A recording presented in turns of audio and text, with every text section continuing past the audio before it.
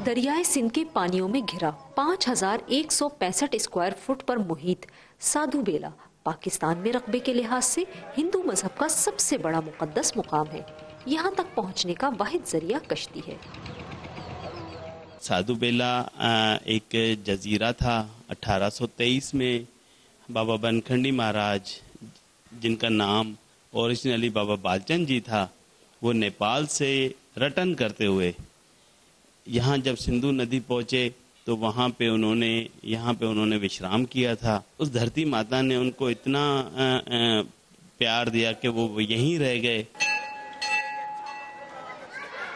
साधु बेला के अंदर मौजूद इमारत फन तामीर का दिलकश नमूना है। इनमें सफेद संगमरमर का इस्तेमाल किया गया है, जबकि दरवाजे पर बने नक्शो निगार हिंदुस्तान के इलाके जयपुर के कारीगरों की महारत का मुंह बोलता सबूत है। जब उस वक्त हिंदुस्तान पाकिस्तान एक हुआ करता था तो कारीगर सारे जो थे वहाँ से आते थे, राजस्थान से, और उस इलाके के कारीगर जिन्होंने मंदिर ये बनाया, अक्सर अंग्रेज और अक्सर वो पार्लियामेंट के लोग और अक्सर वो सफीर भी आते हैं, क्योंकि इसको बुक्स के अंदर बिल्कुल एक मार्क किया गया है। साधु बेला आस्थान में दूर दराज से आने वाले यात्रियों के लिए रिहाइश का खास बंदोबस्त मौजूद है। बंदोबस्त बहुत अच्छा है, हमें आगे पीछे पूरी अच्छी सेवा मिली है। कंबल की व्यवस्था अच्छी की थी, रजाई वगैरह की व्यवस्था बहुत अच्छी थी। ये तारीखी मुकाम न सिर्फ इबादत और सियाहत के लिए मकबूल है, बल्कि सदियों से इल्म व तदरीस में दिलचस्पी लेने वालों की मंजिल भी है। यहाँ एक लाइब्रेरी मौजूद है जिसमें हिंदी और संस्कृत जबानों की लातादाद और कई अनमोल कुतुब का जखीरा है।